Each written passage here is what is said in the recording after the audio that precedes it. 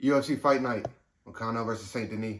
Here's my experience. I see my haters proud of me now. When I'm around, it's all smiles. I took over my whole town. To kick it off, I'll give this card a solid 7.5 out of 10. Some prelims were pretty fun. The first fight of the night, Chris Duncan choked his opponent unconscious. The referee didn't even know it. Chris Duncan knew it before everybody else. And that's a really, really interesting thing to see. Another prelim standout, Umar Sy tried to stand up with the South Korean. The South Korean kind of pieced him up, and then Umar Sy said, "What am I doing? I am a wrestler," and continued to take him down and pretty much coast to a decision. Aline Perez looked pretty dominant in her fight. A takedown into an arm triangle in the first round. Can't get much more dominant than that. Daniel Barra's fight was pretty unexpected to see. I mean, he looked fantastic coming off of a year layoff where he was savagely attacked. It looked like he recovered very, very well. It was the left or the right hand that he was trying to throw. It was pretty telegraphed, but when it landed, it landed. And it really didn't matter that Victor knew it was coming, because if it connected, it shut him down. And the last prelim fight I want to talk about is Mr. Ludovic Klein versus Roosevelt Roberts. I expected Klein to go in there and starch Roberts, and he didn't do that. Roberts hung in there all 3 rounds, and he looked really, really improved compared to what we've seen him last. And I would love to see Roosevelt Roberts get another shot in the UFC. I feel like he really has a chance to do something if he continues to grow like this between his octagon appearances. First fight of the main card, we have Faraz ZM versus Matt Favola. ZM surprised me. He absolutely surprised me. He pretty much dominated the entire fight. Looked like he was coasting into a unanimous decision victory. And then his knee happened. His knee caught Matt Favola's face, and he was out of there instantly. It sucks that a lot of these good knockouts are happening this year, because I don't think a knockout alive or anything that anybody can possibly do is go to the top. Max Holloway versus Justin Gaethje at UFC 300. But people are damn sure trying, and this is one of the best knockouts of the year by far.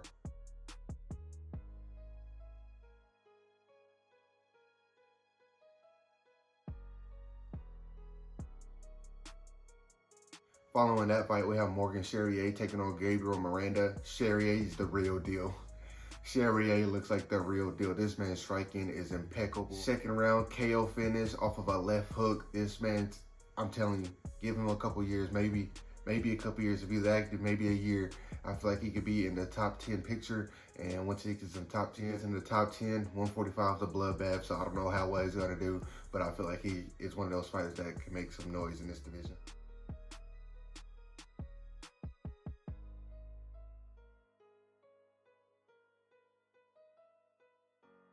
In the fight I was most excited for, we had Bryan Battle versus Kevin Jousset. Jousset looked like he was game for the first round, but Bryan Battle pace and pressure just looked like it broke Kevin Jousset in the second round. It doesn't look like Bryan Battle was throwing 100% into his shots, but it was just an accumulation of those strikes, and they just kept connecting, kept connecting, and the referee seen enough of them, because I think if he would have let that go, Bryan Battle probably would have put him down eventually, and it wouldn't have been a good one.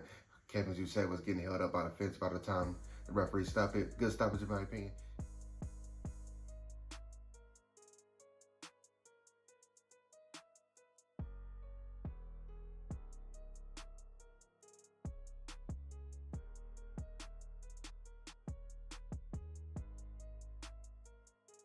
And Bryan Battle's post-fight interview was gorgeous. Hey, I know y'all didn't think the Butcher was gonna lose in a fist fight to a French dude. I know y'all did not think the Butcher was gonna lose in a fist fight to a French dude. What you guys think about this fight? Let me know. In the robbery of the night, we had Mr. William Gomez taking on Joe Anderson Brito. I had a 2-1 Brito. How they gave it to Gomez, I have no idea. I mean, a lot of the first round was wrestling. I guess you can give that to him. But the last 2, I give it to Brito kind of easily, in my opinion. I might have to rewatch the fight to see what they seen. But that's just my opinion on this. Not the most exciting fight, but I feel like whenever they was exchanging, I feel like Brito got the better of him. Gomez was landing some pretty good counter shots, but I don't think it was enough to win the fight. Brito was pretty much walking forward the entire time, but it is what it is. Gomez got the win. How did you guys score it? Let me know down below. In the co-main event, we had Nazarene Imavov taking on Brendan Allen. This fight showed me 2 things. Allen needs a takedown. Apparently, he doesn't trust his striking, which I don't know why, because when he was striking, he looked like he was doing a pretty good job of it. And 2, either one of these fighters are ready for 5 rounds, because at the end of that 3rd round, they was absolutely exhausted. And I would hate to see what a Robert Whitaker can do to them if they get to the 4th round.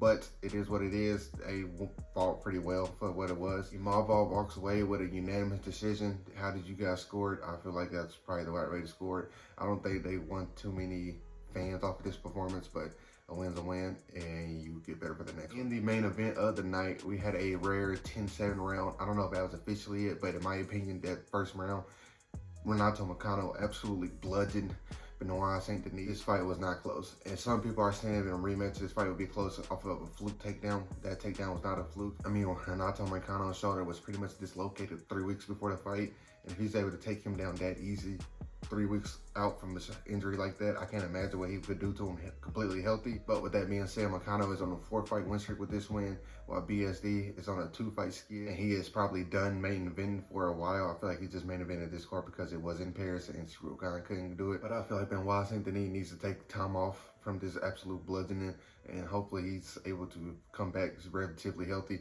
Well, Renato Moicano called out Dan Hooker and Mr. Paddy Pimblett. Can we get either one of those fights? I feel like they will be very, very exciting. I feel like Paddy should be salivating at the mouth because a top 5 guy just called him out, or a top 10 guy. And I think Paddy's like top 15, top 13, something around there. What did you guys think about the event? Let me know down below. Pretty fun to watch in my opinion, start to finish. Like always, if you enjoyed the video, please make sure you like, comment, and subscribe. Bigger people. Peace.